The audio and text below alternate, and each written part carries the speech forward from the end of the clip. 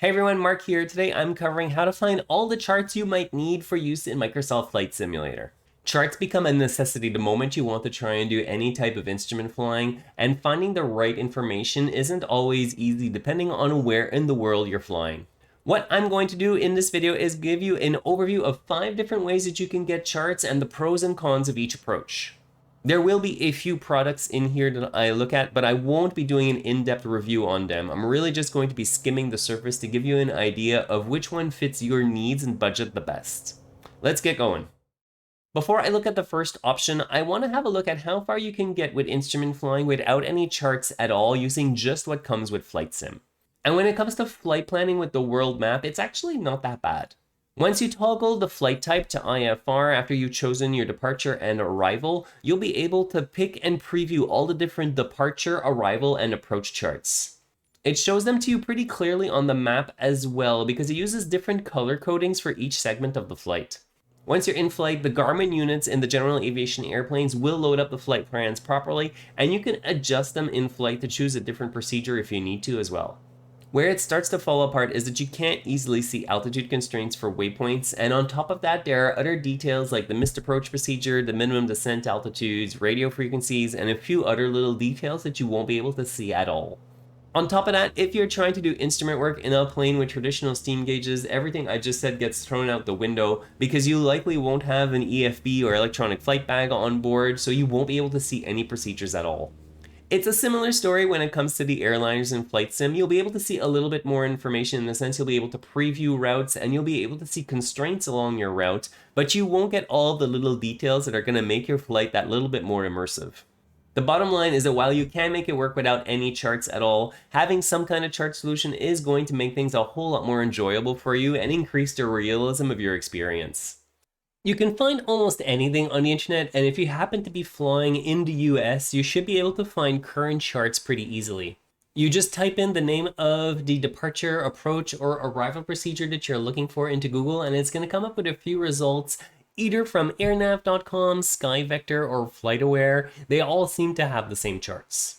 The moment you step out of the US though, it becomes a little bit more hit and miss, and you have to work a lot harder to find what you're looking for. And even then, in some countries like in Canada, you won't find them at all because they're not given away for free.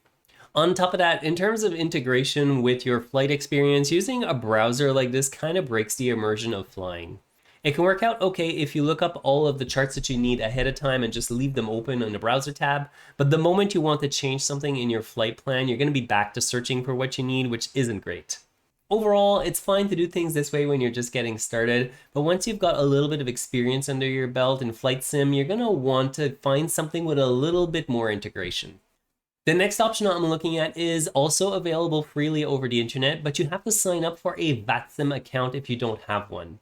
You don't need to complete the VATSIM training or anything like that, or even go on VATSIM at all. You really just need the account. All you do is plug in the ICAO code at the top of the page, and it's going to find whatever it can for the airport that you specified. It makes it a little bit easier than a plain Google search because it's going to bring you right to the results. You could very easily have this open on a second screen and just plop the airport code in when you're flying in Flight Sim, or even have it open on a tablet if you want to pretend you have an EFB on board to look up whatever you need during your flight. The charts are broken out into categories on the left, so it's easy to find what you're looking for, whether it's a chart for a departure, an arrival, something on the ground, or even an approach. I did some spot checking across the Americas, Asia Pacific, and Europe, and there do appear to still be some airports that are missing or that don't have all of the charts that they should. The other thing to note is that a lot of the charts that I found were pretty old, so it's likely that some of them have been replaced with newer procedures, but for just flying offline, it can probably still do the trick.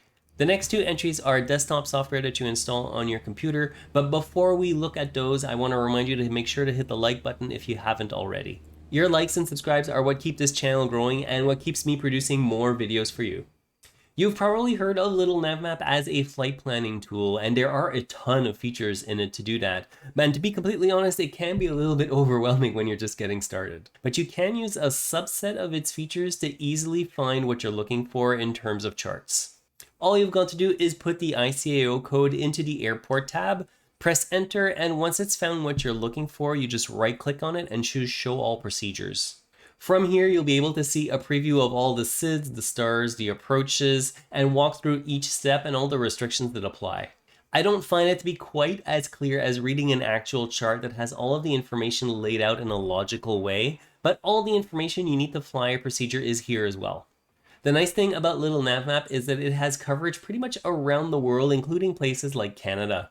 It achieves this by using an older version of the Navigraph database that's been made available to them, but because of that, you're likely to run into some out-of-date procedures, but at a cost of $0, it's kind of hard to complain. Next up is what I use on a day-to-day basis, and that's ChartsFinder 3. It comes in at a price of $30 US, but I found it to be the best compromise between accuracy, completeness, and cost. The interface is fairly simple. All you do is input airport codes that you're interested in the search box, you press enter, and ChartsFinder is going to download all of the different files to your local computer into a folder for each airport. Once the files are downloaded, you just go into the tree view, find the airport you're interested in, double click on it, and it's going to open a file explorer window which is going to list you all of the procedures it found for that airport. JustFlight, which is the creator of ChartsFinder, have published a list and a map of the different countries that are included. I really suggest you look it over closely before you decide to buy it, just to make sure that you have all of the charts for the areas you're interested in flying the most. The charts are also updated on a pretty regular basis, so you should always be flying with the latest procedures, which I really appreciate. The only real downside, other than the country's limits, is that it only runs on desktop and there's no mobile version of the app. I would gladly pay at least another $30 for a version that runs on my iPad so that I could just use it as an EFB while I'm flying. Finally, there's Navigraph. There's no doubt that it's the most complete solution for flight sim charts that you can get. It covers everywhere around the world and it's continually being updated with new features and data. The charts themselves are available on PC, iOS, and Android devices, and the user experience on all of them is pretty slick, especially when it comes to overlaying the chart onto the map, or even the flight planning tool, which is relatively simple but effective. On top of that, Navigraph also integrates with FlightSim directly, so you can overlay your position and get contextual information in the application while you're flying. Although I did try it out, I don't really like the idea of having another add-on installed in FlightSim just because it increases the risk of having a crash to desktop or a hang. But from what I saw, it was pretty stable and I didn't have any issues whatsoever. Navigraph always has the most up-to-date information available, and there's a separate product that you can download to update FlightSim to the same version of that database, which you're often going to hear referred to as an AIRAC cycle. The downside to Navigraph is that it's a subscription service. It comes in at about $10 a month depending on where you live. It's a decent price point, especially considering everything that you get with it, but unless you're flying on VATSIM or another online ATC network, you can probably get away with something a little bit less expensive. And that's going to wrap up my really quick tour of all the chart options available in FlightSim. If there's another tool or software that you think should be on this list that I didn't mention, feel free to put it in the description below. I'd be very curious to hear about it.